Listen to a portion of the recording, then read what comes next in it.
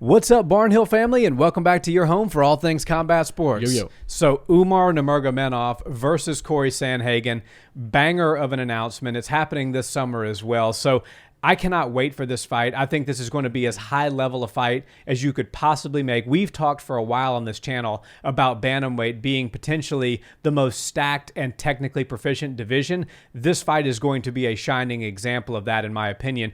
Umar has opened up as a 2-1 favorite, but make no mistake about it, Cory Sandhagen is a bad man and very tough to defeat. Absolutely. And a lot of people signed the dotted line to fight a Nurmagomedov, and they're almost going in there knowing they're like a sacrificial lamb. But this is not the case for Cory Sandhagen. Cory thinks he's the best fighter on the planet. He hasn't gotten to the title yet, but he really feels like he does have the skills to beat all the guys at the top. And I love that he says he doesn't want to, finagle his way to the title. He wants to beat the best in the world. He wants to beat the Umar Nurmagomedovs, the Merab Dvalishvilis, and the Aljamain Sterlings, all these best fighters in the world in his division. He said if he can't beat those guys, then he's not the real champ. He might be able to get the belt, but if he doesn't beat the best in the world, then he's not truly the best. And that's a lot of praise to Umar Nurmagomedov. Everybody knows just how dangerous he is, and a lot of people are, sort of the mindset that the belt is his as soon as he can get to it.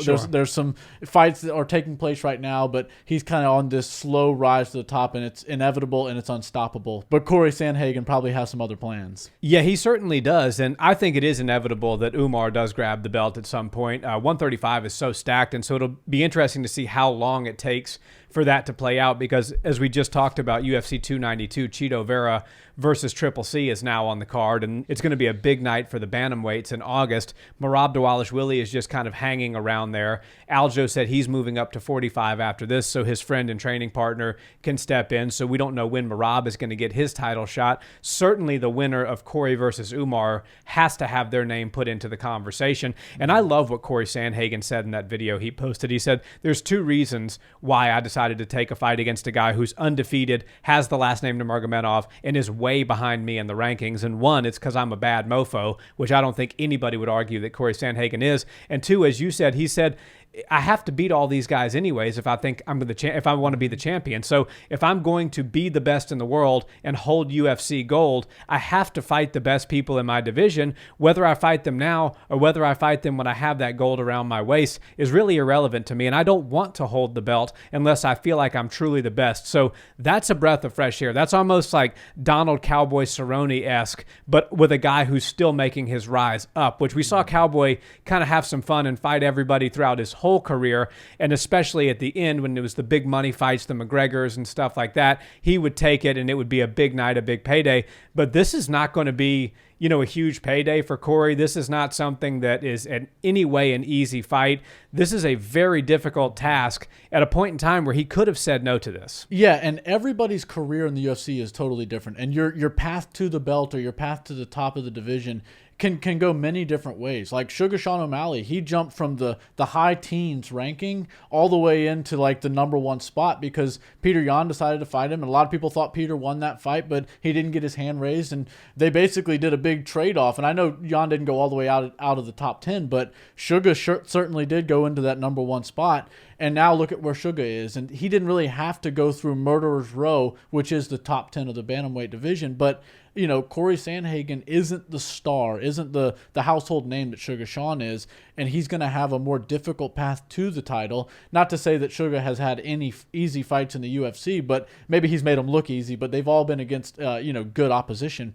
But Cory Sandhagen, he's going up against really tough competition. And then he stubs his toe a little bit. And, like that fight against TJ Dillashaw, a lot of people thought he won it, but he didn't get his hand raised, so that set him back again. But Cory Sandhagen does feel like one of those storms that's just coming, and whether it gets detoured a little bit here and there, he's still going to make his rise to the top. And I think skill-wise, he has what it takes to be the champion. This fight against Umar Nurmagomedov is really going to showcase a lot to us, because when people see Nurmagomedov, they just assume great grappler. And when you see Cory Sandhagen, you know him. You know that you're going to get some great striking. But don't mistake Cory Sandhagen as only a striker. He's very good on the ground as well. And don't mistake Umar Nurmagomedov as just some grappler, because his striking is almost just as explosive as Cory Sandhagen's. I think this fight is awesome. I think stylistically it's going to be very entertaining. And I don't really know where the fight's going to take place, because Umar's willing to win rounds and beat people on the feet. But he also knows his bread and butter is to take it to the ground and just steal rounds.